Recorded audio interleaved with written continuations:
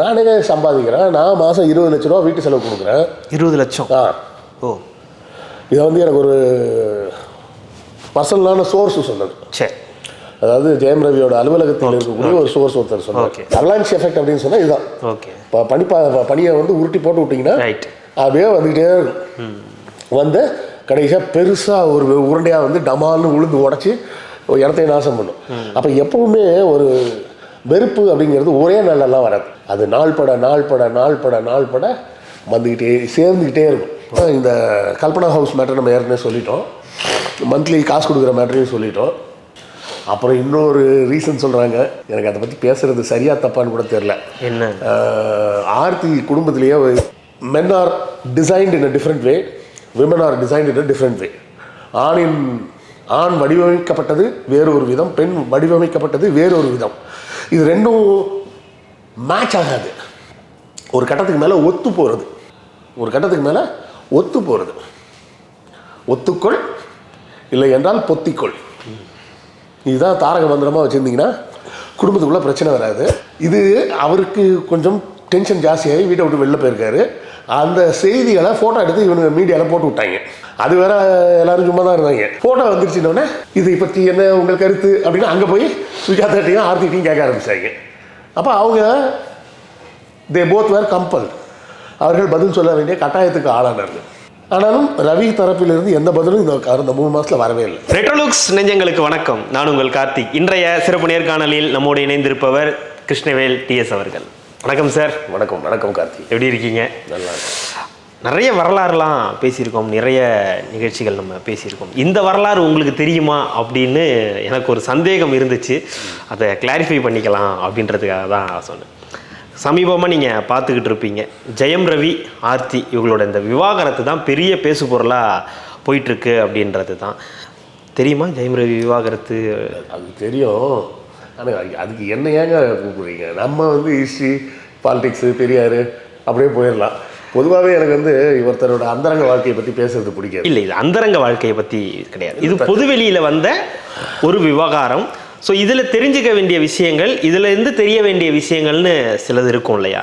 இப்போ எல்லாருமே இதை பற்றி பேசியிருக்காங்க அப்படின்னும் போது, ஜெயம் ரவி ஒரு நல்ல ஒரு நடிகர், அதெல்லாம் நம்ம பார்த்துருக்கோம், நிறைய பெண் ரசிகைகள் உள்ள நடிகர். இன்னொரு பக்கம் அவங்களுடைய மனைவி ஆர்த்தி. ஸோ இவங்களுக்குள்ள விவாகரத்து, பொதுவாகவே நடிகைகள் விவாகரத்து அப்படின்னா விவாகரத்து பண்ணுவாங்க, பரஸ்பரம் பிரிஞ்சிருவாங்க, இப்படி தான் நம்ம பார்த்துருக்கோம். பட் இவரோட மேட்டரில் வந்து பார்த்திங்கன்னா அவங்க ஒன்று சொல்கிறாங்க, இவங்க ஒன்று சொல்கிறாங்க. இப்போ ஆர்த்தி சமீபத்தில் ஒரு 15 நிமிஷத்துக்கு முன்னாடி அவங்க ஒரு அறிக்கை விட்டுருக்காங்க, நான் அவர் கூட சேர்ந்து வாழணும் தான் விருப்பப்படுறேன், ஆனால் அவங்க வந்து அதுக்கான நேரத்தை கொடுக்க மாட்டேங்கிறாங்க அப்படின்ற மாதிரி ஒரு அறிக்கையெல்லாம் கொடுத்துருக்காங்க. இது நீங்கள் எப்படி பார்க்குறீங்க? இதுக்கு வந்து நான் எந்த காலத்தில் படித்த ஒரு சின்ன கதையை வேணால் உங்களுக்கு முதல்ல சொல்லிவிட்டு அதுலேருந்து தொடங்குறேன். ஒரு நாள் வந்து ஒரு வீட்டில் வந்து மாமனார், மாமியார், 3 மருமகன்கள், அந்த பெண்களுக்கு திருமணம் செய்த ஆண்களும் அந்த வீட்டிலே குடியிருக்கிறாங்க. முதல் நாள் வந்து என்ன பண்ணுறாங்க, மாமியார் வந்து முதல் மருமகனை கூப்பிட்டு, வாங்க மருமகனே அந்த லேக்கில் போட்டிங் போவோம் அப்படின்ட்டு போகிறாங்க. போகும்போது வேணும்னே தவறி விழுந்த மாதிரி உள்ளே விழுந்துட்டு, ஐயோ காப்பாற்றுங்கன்னு கத்துறாங்க. மருமகன் டப்புன்னு உள்ள டைவ் அடித்து மேலே தூக்கி உட்கார வச்சுட்டு காப்பாற்றிட்டு, மறுநாள் காலையில் பார்த்தா, டு மை பிலவ்ட் சன் இன் லா அப்படின்னு, என்னுடைய அன்புக்கு பாத்திரமான மருமகனுக்கு அப்படின்னு ஒரு BMW கார் நிற்கிது. அந்த வைப்பரில் அந்த பேப்பரில் எழுதி வச்சு இவர் ஒரே குஷி. அவர் கார் எடுத்துகிட்டு சுற்றுறாரு. அப்புறம் ஒரு 2-3 நாள் கழிச்சு 2வது மருமகனையும் இதே மாதிரி கூப்பிட்டு போகிறாங்க. இதே மாதிரி உள்ளே குதிச்சு இதே மாதிரி கத்தினோடனே அவனும் உள்ளே விழுந்து காப்பாற்றி கொண்டாந்து இறக்கி விடுறான். அவனுக்கும் அதே மாதிரி ஒரு கார். மாமியார் வந்து ரெடி ஆகிட்டு இருக்குது, 3வது மருமகனை நாளைக்கு கூப்பிட்டு போகணும் அப்படின்னு. அந்த நேரத்தில் பார்த்தா கதவுக்கு இந்த 3வது மருமகனோட பெட்ரூம் கதவுக்கு அடியில் ஒரு துண்டு சீட்டு வருது. எடுத்து என்ன இருக்குன்னு படித்து பார்த்தா என்ன சொல்லியிருந்தேன், நீ காப்பாற்றாமல் விட்டுரு, பென்ஸ் என்ன, நான் உனக்கு ப்ரைவேட் ஜெட்டே வாங்கி தரேன், இப்படிக்கு உன் அன்பு மாமனார் அப்படின்னு போட்டுருந்தது அப்படின்பாங்க. இங்கே நடக்கிற இது வந்து பெண்களை கேலி செய்வது அந்த மாதிரிலாம் இல்லை, ஒரு joke, just see it as a joke. சரியா? இப்போ கரும்பு சட்டையை போட்டுட்டு உங்களை மாதிரி ஆட்கள்லாம் இந்த ஜோக் சொல்லலாமா அப்படின்னு. பெண்களை முட்டாள்தனமாக சித்தரிக்கும் ஜோக்குகளை சொன்னால் தான் தப்பு. பெண்கள் மற்றவர்களை அடக்கி ஆளக்கூடியவர்கள் அப்படின்ற விதத்தில் சொன்னால் அந்த ஜோக்கு கண்டிப்பாக தவறே கிடையாது. ஏன்னா என் பையனே சொல்லுவான், நீ இந்த வேலை சொன்னால் நான் செய்யவே கூடாதுன்னு நினச்சிருப்பேம்மா, ஆனால் எப்படியாவது நீ என்னை செய்ய வச்சிடற, செஞ்சு முடிச்சதுக்கப்புறம் தான் தெரியுது அப்படின்னு. அந்த மாதிரி ஒரு திறமை பெண்களுக்கு எப்போதுமே உண்டு. அவனை மட்டும் இல்லை, என்னையும் சேர்த்து தான். இல்லை, முதல்ல உங்கள்கிட்ட தான் ஆரம்பிச்சிருக்கோம். அது நீங்கள் உங்கள் பையன்கிட்ட ஃபஸ்ட்டு போயிட்டீங்க. நீங்கள் தான் முதல்ல, ரெண்டாவது அவங்க பையன். ஞாயிற்றுக்கிழமை 3 மணி ஆச்சுன்னா ஒரே வார்த்தை தான் சொல்லுவாங்க, இந்த 2 எருமையும் குளிக்க மாதிரி ஐடியாவே இல்லையா அப்படின்னு கேட்பாங்க. என் பையன் இல்லைம்மா இப்போ போய் போகிறேன் அப்படின்பா. நான் சொன்னேன், டேய் எருமைன்னு கூப்பிட்றாங்க, நீ பதில் சொல்லாதடா, பதில் சொன்னால் அப்போ நீ எருமைன்னு தானேப்பா அர்த்தம்.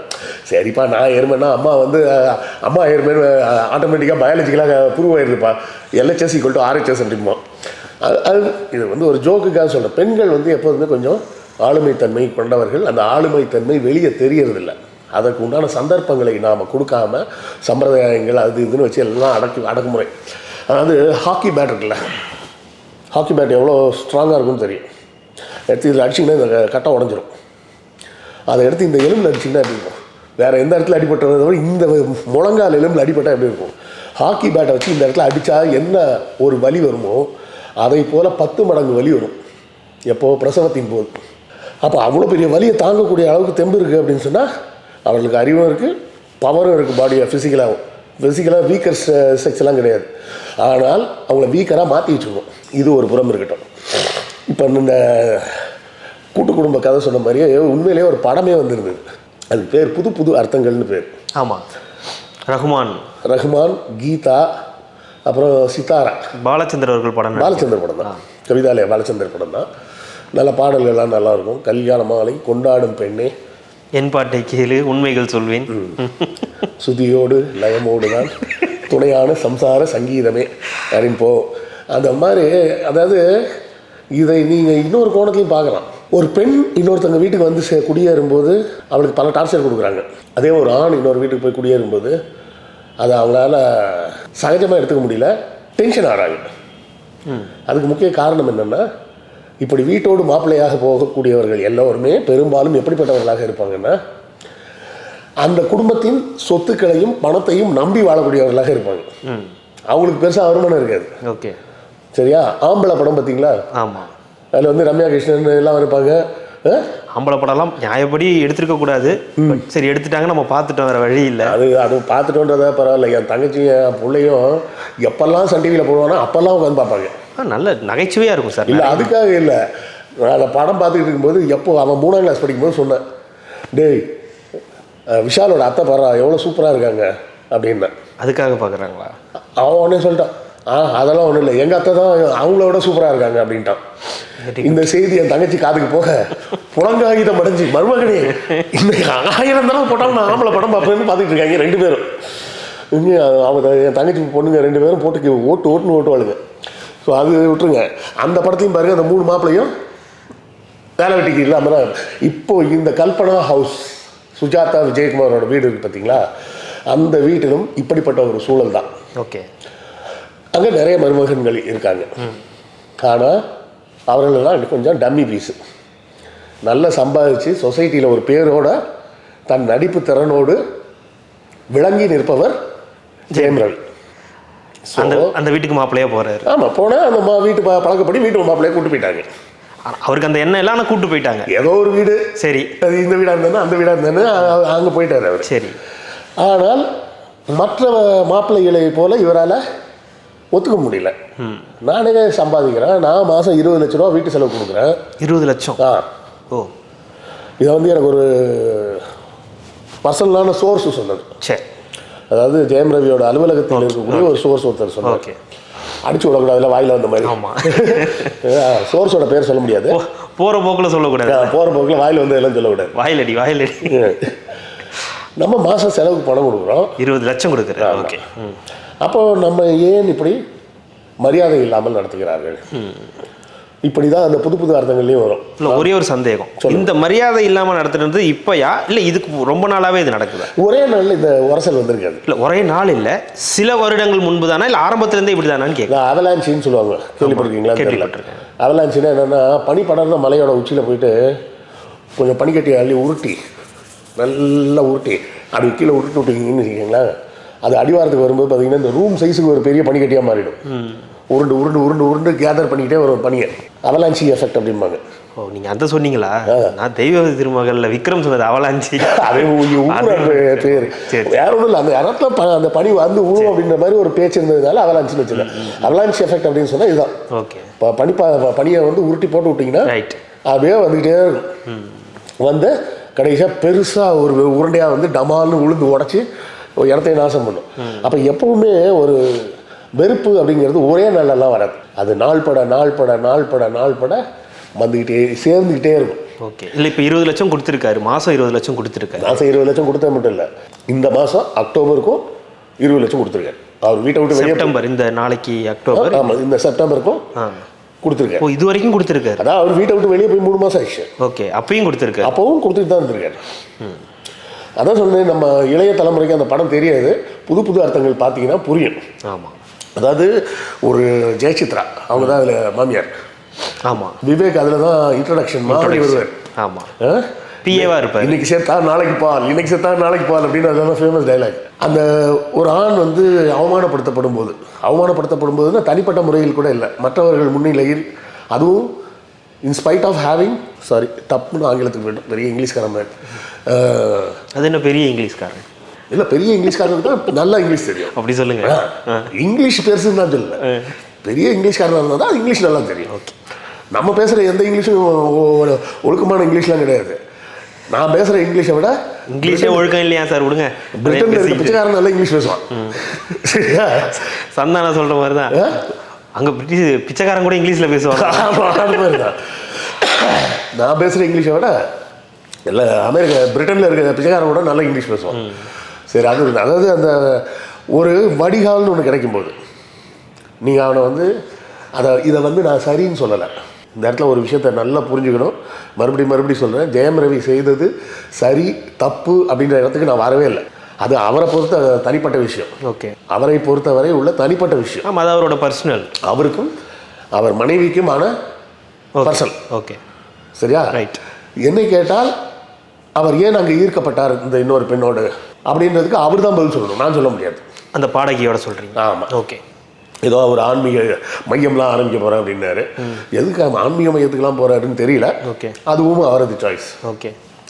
இதில் இன்னொரு செய்தி என்னென்னா, இவர் வந்து சும்மா நம்ம சிவகார்த்திகேயன் மாதிரி தனியாக முளைச்சி கிளம்பி வந்தவர் இல்லை. அதாவது சுயம்புவாக அப்படின்னு சொல்லுவாங்கல்ல.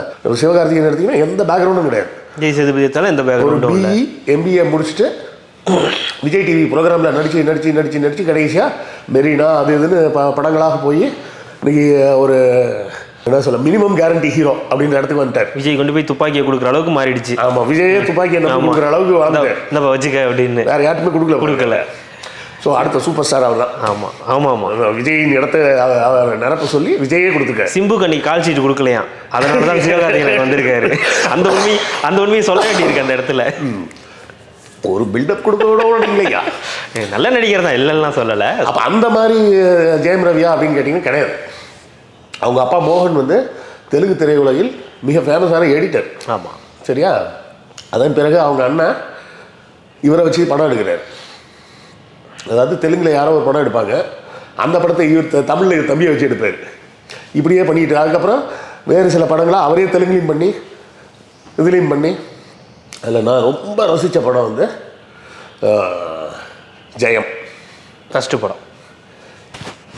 அப்போ அவங்க கேக்கனரில் தான் மேன்ஷனில் இருப்போம். எல்லாம் சாயங்காலம் பேசிகிட்டு இருப்போம். போர் அடிக்குது, என்ன பண்ணலாங்க, வாங்க ஜெயம் போகலாம் அப்படின்ட்டு உள்ள போயிடும். இந்த அளவுக்கு இன்ட்ரெஸ்டிங்காக இருந்தது படம். அதே போல் அடுத்தால ரொம்ப பிடிச்ச படம் அப்படின்னா சந்தோஷ் சுப்ரமணியன். அது வந்து என்னோட கேரக்டரை பார்த்த மாதிரி இருந்தது. அப்படி தான் அதை சொல்லணும். பிரகாஷ்ராஜ் கேரக்டர் தானே? ஆமாம். அது என் பையன் வளர்ந்ததுக்கப்புறம். அதுலேயும் ஜெயம் ரவி போன்ற ஒரு நடிப்பை யாரும் கொடுத்துருக்க முடியாது. இன்னொரு புறம் பார்த்தீங்கன்னா டைவர்ஸ், நான் இதை வந்து சீட்டிங்க்குன்னு நான் கொண்டு போகல. ஏன்னா அவர் டைவர்ஸ் பண்ணுறதுன்னு முடிவு பண்ணிட்டு இன்னொரு பார்ட்னர் கூட சேர்ந்துட்டார். டைவர்ஸ் அஃபிஷியலாக நடக்கிறதுக்கு அது 1 வருஷம் 1.5 வருஷம் ஆகும். இல்லை, அது பார்ட்னர் கூட சேர்ந்துட்டாருன்றது உறுதியா? அது பார்ட்னராக சேர்ந்தாரா, ஃப்ரெண்டாக சேர்ந்தாரா, ஓகே, எதையுமே 2 பேருமே உறுதிப்படுத்தலையே. அந்த பாடகியும் உறுதிப்படுத்தலை. இல்லை, அவங்க என்ன சொல்கிறாங்க, ஜெயம் ரவி என்ன சொல்கிறாரு, அவங்களெல்லாம் இழுக்காதீங்க, அவங்க கூட சேர்ந்து ஒரு பிஸ்னஸ் பண்ணுறதுக்காக தான் நான் வந்து இருக்கேன் அப்படின்னாரு. அது வந்து எப்படி நம்ம இல்லை அது வந்து அது தேவையில்லாத வேலை. ஓகே. ஒரு ஆணின் மீது அபாண்டம் சுமத்தணும்னா உனக்கு மனைவியை தாண்டி ஒரு தொடர்பு இருக்குன்னு சொல்லிடலாம் டக்குன்னு. நம்ம ஊரில் அந்த ஆண் பெண் யாராக இருந்தாலும் ஒருத்தர் மேலே அபாண்டம் போடணும்னா அந்த ஆளுக்கு வேற ஒரு கனெக்ஷன் இருக்குது, அந்த பொம்பளைக்கு வேற ஒரு கனெக்ஷன் இருக்குது. அஃபேர் தான், அவ்வளோதான். சுப்ரீம் கோர்ட்லேயே சொல்கிறாங்க எக்ஸ்ட்ரா மேரிட்டல் அஃபேர்லாம் இனிமேல் பனிஷபிள் கிடையாதுன்னே சொல்லிட்டாங்க. ஏன்னா அந்த சட்டம் அப்போ உடனே கேட்பாங்க பற்றியா கரு சட்டையை போட்டு இது பேசுகிற முற்போக்கு லட்சணம் இதுதானா, எக்ஸ்ட்ரா மேரிட்டல் அஃபேர்ஸுக்கு தண்டனை கிடையாதுன்னு சுப்ரீம் கோர்ட் தீர்ப்பு சொன்னதை சரின்னு சொல்கிறாரு அப்படின்னு வருவாங்க 4 பேர் கவுண்டில். ஏன்னா அந்த சட்டம் எப்படி இருந்ததுன்னா எக்ஸ்ட்ரா மேரிட்டல் அஃபேரில் ஈடுபட்ட பெண்ணுக்கு மட்டும்தான் தண்டனை, ஆம்பளைக்கு கிடையாது. அது என்னடா நியாயம், பொம்பளைக்கு மட்டும் தண்டனை கொடுப்பா ஆம்பளைக்கு கொடுக்க மாட்டியா அப்படின்னு மொத்தமாக எடுத்துரு அப்படின்ட்டாங்க. நம்ம ரவி மேட்ருக்கு வருவோம். ஸோ இப்போ இதை சொல்லி சொல்லி சொல்லி பேசுகிறதுன்றது ரொம்ப தவறான விஷயம். 3வது செய்தி என்னென்னா இந்த கல்பனா ஹவுஸ் மேட்டர் நம்ம ஏற்கனவே சொல்லிட்டோம், மந்த்லி காசு கொடுக்குற மேட்டரையும் சொல்லிட்டோம். அப்புறம் இன்னொரு ரீசன் சொல்கிறாங்க, எனக்கு அதை பற்றி பேசுகிறது சரியாக தப்பான்னு கூட தெரில. என்ன?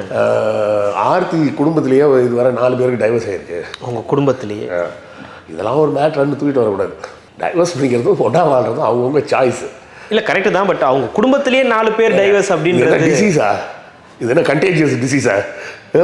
வைரஸ் மூலமாக பரவிடுச்சு, பாக்டீரியா மூலமாக பரவிடுச்சு, அவங்க வீட்டுக்கு போகாதீங்க, ஏற்கனவே 5 பேருக்கு சளி பிடிச்சிருக்கு, நீங்களும் போனால் உங்களுக்கும் சளி பிடிச்சிருக்குன்னு சொல்கிற மாதிரி. அது அவங்க சாய்ஸு. ஆனால் அதை ஒரு குற்றச்சாட்டாக வேறு சிலர் வைக்கிறாங்க. சரி, 4 பேர் டைவர்ஸ்னால் யார் யார்? இப்போ ஆர்த்திக்கு வந்திருக்கு, ஆர்த்திக்கு தவிர ஏற்கனவே 4 பேர்னு சொல்கிறாங்க. அந்த பேரெல்லாம் நம்ம சொல்ல வேண்டிய அவசியம் இல்லை, தேவையில்லாத வேலை. ரைட். இன்னொரு முக்கியமான கிளைம் என்னென்னா சுஜாதா சொல்வது, நான் தான் ஜெயம் ரவியை வச்சு நிறைய படம் எடுத்து அவரை ஃபேமஸ் ஆகினேன். நிறைய படம் எடுத்தாங்களா? ஆமாம்.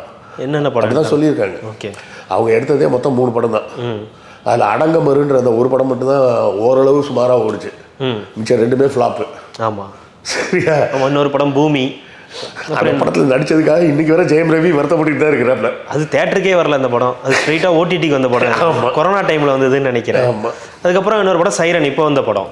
சைரனா? அது பெயர் ஞாபகத்தில் இல்லை. அடங்கமர் மட்டும் தான் கொஞ்சம் ஓடி இருக்கு. அந்த படத்துலேயே 1000 குழப்படி. முதல்ல ஃபர்ஸ்ட் லுக் போஸ்ட் அடிக்கும்போது ஜெயம் ரவி ஃபோட்டோ எல்லாமே அடிச்சிட்டாங்களாம் அடங்கமரில். ஆமாம், எந்த அளவுக்கு கூத்தடிக்கிறாங்கன்னு பாருங்க. ஸோ இப்படி எனக்கு தெரிஞ்சு ஒரு வேளை, ஏன்னா நம்ம பேசும்போது ரொம்ப தெளிவாக பேசணும், இல்லைன்னா என்ன சொல்லுவாங்கன்னா இவன் வந்து ஆணாதிக்கவாதி, பொம்பளைக்கு எதிராக பேசுகிறான் பாரு அப்படின்றோம்.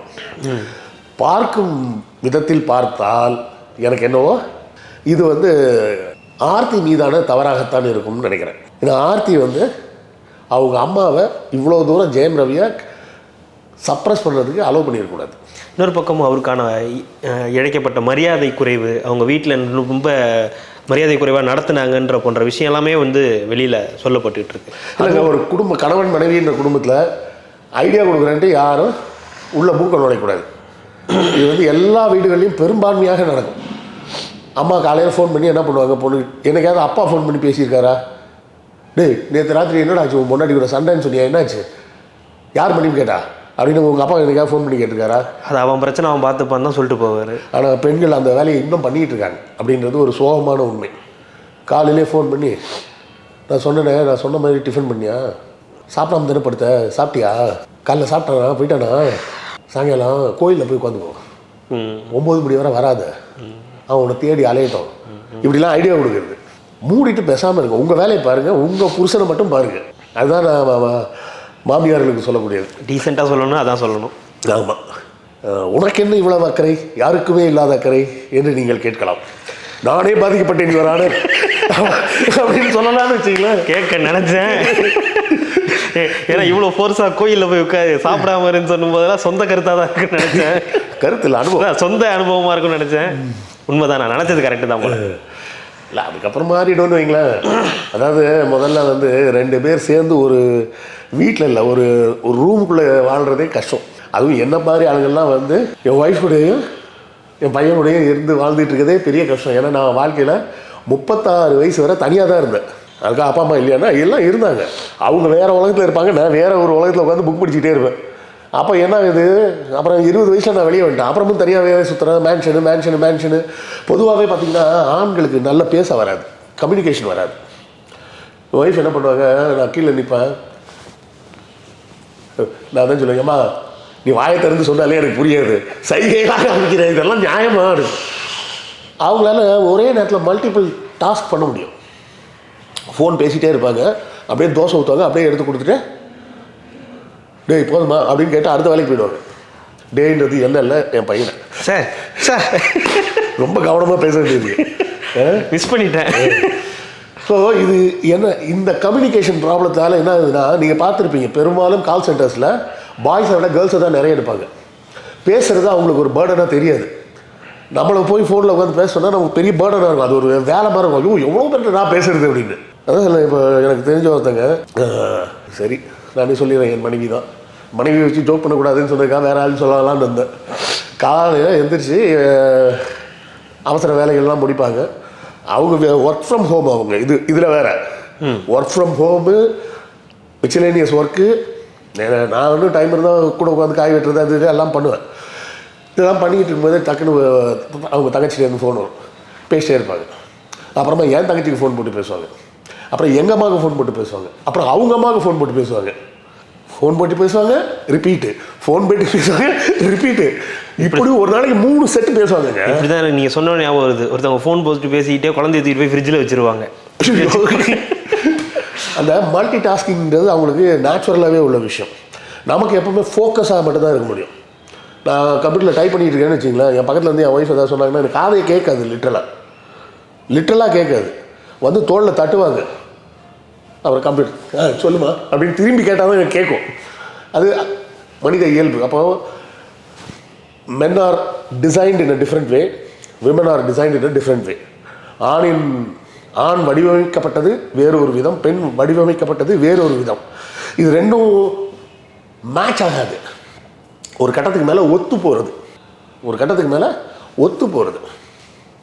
ஒத்துக்கொள் இல்லை என்றால் பொத்திக்கொள். இதுதான் தாரக மந்திரமாக வச்சுருந்தீங்கன்னா குடும்பத்துக்குள்ளே பிரச்சனை வராது. பல பேர் அப்படி தான் வாழ்ந்துக்கிட்டு இருக்காங்க. இல்லை அப்படி இருந்தால் நிம்மதி. ஒய்ஃப் யாருங்க இப்போ ஆர்கியூ பண்ணி அவங்கள்ட்ட வின் பண்ணி என்ன பண்ண போகிறீங்க? உங்கள் ஹஸ்பண்ட் யாருங்க? அவங்கள்ட்ட ஆர்கியூ பண்ணி வின் பண்ணி என்ன பண்ண போகிறீங்க? நேஷ்னல் அவார்டாக கொடுக்குறாங்க. தெருமுனை கூட்டத்தில் கூட ஒரு சில்வர் டம்ளர் கூட பைசா தர மாட்டாங்க. இன்றைக்கி என் ஹஸ்பண்டை ஜெயிச்சிட்டேன், இன்றைக்கி என் ஒய்ஃபை ஜெயிச்சிட்டேன் அப்படின்னு சொன்னேன். இது அவருக்கு கொஞ்சம் டென்ஷன் ஜாஸ்தியாகி வீட்டை விட்டு வெளில போயிருக்காரு. அந்த செய்திகளை ஃபோட்டோ எடுத்து இவனுங்க மீடியாவில் போட்டு விட்டாங்க. அது வேற எல்லாரும் சும்மா தான் இருந்தாங்க. ஃபோட்டோ வந்துருச்சுன்னொடனே இதை பற்றி என்ன உங்கள் கருத்து அப்படின்னு அங்கே போய் சுஜாதாட்டையும் ஆர்த்திட்டையும் கேட்க ஆரம்பிச்சாங்க. அப்போ அவங்க தே போத் வேர் கம்பல், அவர்கள் பதில் சொல்ல வேண்டிய கட்டாயத்துக்கு ஆளானார்கள். ஆனாலும் ரவி தரப்பிலிருந்து எந்த பதிலும் இந்த 3 மாதத்தில் வரவே இல்லை. ஐ திங்க் அவர் வந்து இந்த விஷயத்தை பர்சனலாக மட்டும்தான் டீல் பண்ணணும், மீடியாவில் பேசக்கூடாது அப்படிங்கிறதுல தெளிவாக இருக்கிறாரு அப்படிங்கிறத நம்ம புரிஞ்சு. ஏன்னா இது ஜூன் மாதமே வந்து அதுக்கான இது வந்துருச்சு, நியூஸ் வந்துருச்சு. ஆனால் அஃபிஷியலாக இப்போ தான் இந்த மாதம் தான் அவர் அறிவிச்சிருந்தார். தயவு செய்து இன்னொரு டைவர்ஸ் கேஸ்க்கெல்லாம் என்ன கூப்பிடாதீங்க. நானே ஏதோ ஒரு வரலாற்று எழுத்தாளர்னு வெளியே சொல்லிட்டு இருக்கிறேன், அதுவும் காலி ஆகிட போகுது. அப்புறம் இல்லை என்னன்னா இது இப்போ நீங்கள் சொன்னீங்க இல்லையா, இது ஒரு தாரக மந்திரம் ஒன்று சொன்னீங்களே, அதுதான். ஆமாம், இதுதான் வந்து தாரக மந்திரமாக எடுத்துக்கிட்டு இருக்கணும் அப்படின்றது தான். இந்த விஷயத்தில் ஆர்த்தி பக்கம் என்ன இருக்குது, ஜெயம் ரவி பக்கம் என்ன இருக்குது, ஆம்பளைக்காக நான் சொல்ல, 2 பேரும் தான் சொல்கிறேன். அதுதான் சொல்கிறேன். இப்போ ஆர்த்தி அவர்களும் ஒரு இது பண்ணியிருக்காங்களே, அறிக்கை வெளியிட்டிருக்காங்க. நாங்கள் தொடர்ந்து வாழ தான் நான் முயற்சி பண்ணிகிட்ருக்கேன், அதற்கான நேரத்தை தான் அவர்கிட்ட நான் கேட்டுக்கிட்டு இருக்கேன் அப்படின்னு தான் சொல்லிகிட்டு இருக்காங்க. இது எப்படி போகுது, சேர்ந்து வாழ்ந்தால் நல்லது தான் அப்படின்றது தான் நம்மளோட எண்ணமும் கூட. மிக்க நன்றி சார், இவ்வளோ நேரம் உங்களுடைய நேரத்தை ஒதுக்கி எங்களுக்காக வந்து இவ்வளோ நேரம் காத்திருந்து இன்டர்வியூ கொடுத்ததுக்கு மிக்க நன்றி.